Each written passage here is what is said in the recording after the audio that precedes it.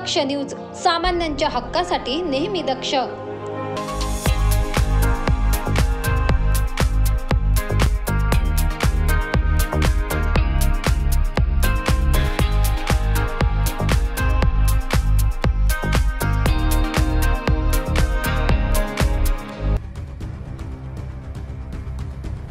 एल्गार कष्टकरी संघटनेच्या प्रयत्नांना यश मिळाल्यामुळे गणेशनगर येथील आदिवासी पाड्यावर वीज पुरवठा सुरू झाला आहे।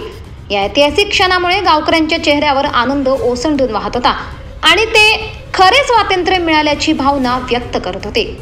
गणेशनगर येथील वीज पुरवठा मिळवण्यासाठी संघटनेने अनेक विनंत्या व अर्ज शासनाकडे केले होते, परंतु प्रशासनाने याकडे दुर्लक्ष केले। त्यामुळे शासनाच्या निषेधार्थ स्थानिक लोकसभेच्या निवडणूक मतदानावर बहिष्कार टाकण्यात आला। यानंतरही प्रशासनाने ठोस पाऊल उचलले नाही, त्यामुळे संघटनेने वीज वितरण कंपनीच्या कार्यालयावर कंदील मोर्चा काढला। एल्गार कष्टकरी संघटनेच्या वतीने टाकेदेवगाव ग्रामपंचायतपैकी गणेशनगर या ठिकाणी गेली 2 वर्षापासून वीज पुरवठा मिळावा म्हणून एल्गार कष्टकरी संघटनेच्या भगवान भाऊ मध्ये यांच्या नेतृत्वाखाली लढा सुरू होता।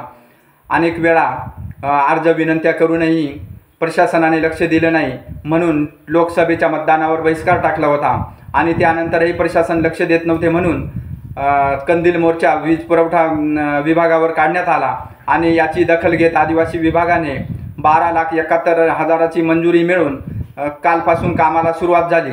म्हणून आम्ही यासाठी त्र्यंबकेश्वर तहसीलदार मॅडम यांचे सुद्धा खूप सहकार्य लाभले आणि विशेष करून दक्ष न्यूज यांचंही आमच्या एल्गार कष्टकरी संघटनेच्या वतीने, तसेच जिल्हा अधिकारी साहेब यांचे सुद्धा आमच्या एल्गार कष्टकरी संघटनेच्या वतीने मी तालुका अध्यक्ष म्हणून त्यांचे आभार व्यक्त करतो।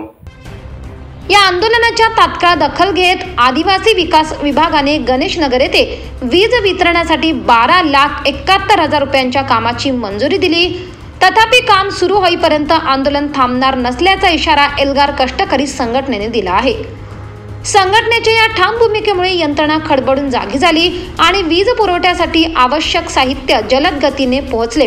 या यशस्वी आंदोलनानंतर पाड्यातील महिला, पुरुष आणि लहान लहान मुलांनी फटाके वाजवून आपला आनंद साजरा केला।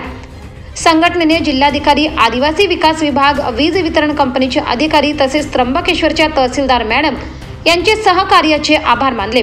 एल्गार कष्टकरी संघटनेच्या कार्यकर्त्यांनी दिलेला हा लढा ऐतिहासिक मानला जात असून यामध्ये सहभागी सर्व कार्यकर्त्यांचे अभिनंदन करण्यात आले।